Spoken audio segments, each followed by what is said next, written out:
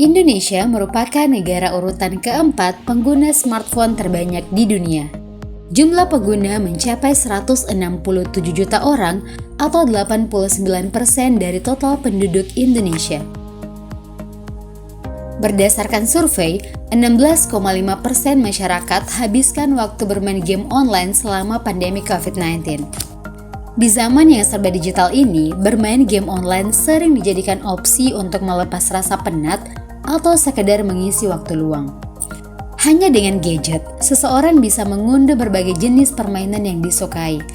Nah, berdasarkan survei, ada 3 permainan online yang digemari oleh para remaja, yaitu Mobile Legends, PUBG, dan Free Fire.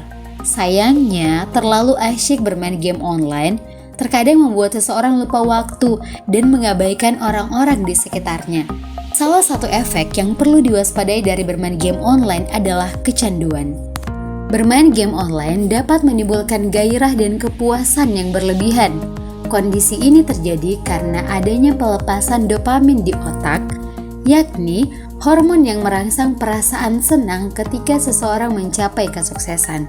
Pelepasan hormon dopamin inilah yang akan memicu seseorang untuk bermain game secara terus-menerus, seperti halnya kecanduan alkohol atau obat-obatan. Jika ini dibiarkan, maka pelepasan dopamin akan semakin banyak. Hal ini akan menimbulkan efek kecanduan yang semakin parah. WHO pada pertengahan tahun 2018 resmi menetapkan kecanduan game atau game disorder sebagai penyakit gangguan mental. Seseorang yang lebih memprioritaskan bermain game daripada melakukan kegiatan positif yang lain dikatakan behavioral disorder atau gangguan perilaku. Berikut adalah tanda seseorang telah mengalami kecanduan game online. Yang pertama, memiliki keinginan bermain game setiap waktu. Yang kedua, merasa murung, stres, atau marah ketika tidak bermain game. Yang ketiga, menghabiskan sebagian besar waktu untuk bermain game tanpa menjalankan aktivitas lain seperti makan, mandi, belajar, atau bekerja. Yang keempat, mengalami masalah di rumah, sekolah, atau tempat kerja. Yang kelima, memiliki kebiasaan berbohong kepada orang lain karena dorongan untuk selalu bermain game. Yang keenam, suka menghamburkan uang hanya untuk keperluan bermain game. Selain berbagai gejala psikologis, orang yang kecanduan game online juga bisa mengalami gejala fisik, seperti mudah lelah, sakit kepala atau migran, nyeri punggung, dan mata berkunang-kunang. Pada kasus yang sudah parah, pecandu game online bahkan bisa mengalami gangguan pada saraf tangan karena terlalu sering bermain game dalam waktu yang lama. Apabila sudah kecanduan game online, berikut adalah tips yang bisa kamu coba untuk mengatasi masalah tersebut. Yang pertama, membatasi waktu bermain game. Jika kamu sering menghabiskan waktu terlalu lama bermain game, cobalah untuk membuat jadwal bermain game dan beri batas waktu, misalnya hanya 1 jam per hari. Adanya jadwal yang teratur dapat membantu kamu membagi waktu antara bermain game dan menyelesaikan kewajiban. Jika perlu, kamu bisa membuat catatan pengingat atau alarm agar tidak terlalu lama bermain game. Yang kedua, mencari hobi baru.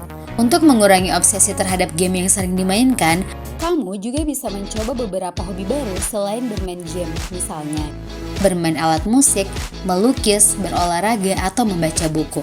Aktivitas ini digunakan untuk mengalihkan perhatian. Yang ketiga, meletakkan perangkat game di luar kamar tidur. Kamar seringkali menjadi tempat yang nyaman untuk bermain game online. Jika sudah kecanduan, kamu mungkin bisa menghabiskan waktu berjam-jam hingga larut malam untuk bermain game. Hal ini tentu bisa mengganggu waktu tidur dan lama-kelamaan akan berdampak pada kondisi kesehatan. Sebaiknya letakkan gadget dan perangkat game yang lainnya di luar kamar tidur.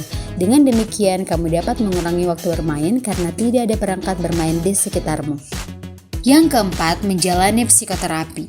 Jika tingkat kecanduan sudah semakin parah, kamu perlu berkonsultasi ke psikolog atau psikiater.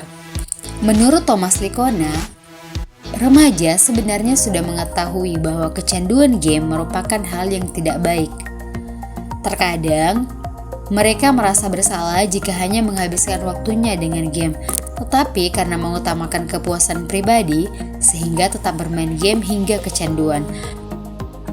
Akhirnya, para remaja tidak mengikuti hati nurani dan tetap berkutat dengan game online bersama teman-teman dan mengabaikan hal lain termasuk kesehatan dan waktu bersama orang di sekitarnya. Mayoritas orang yang suka bermain game online sering mengabaikan waktu, padahal waktu adalah sesuatu yang sangat berharga. Jika seseorang mampu mengelola waktu dengan baik, maka akan berdampak baik pula untuk hidupnya. Sebaliknya, jika seseorang tidak mampu mengelola waktu dengan benar, akan memberikan dampak yang buruk pula untuk kehidupannya. Daripada menghabiskan waktu untuk bermain game, lebih baik jika diarahkan kepada aktivitas yang bermanfaat untuk masa depan.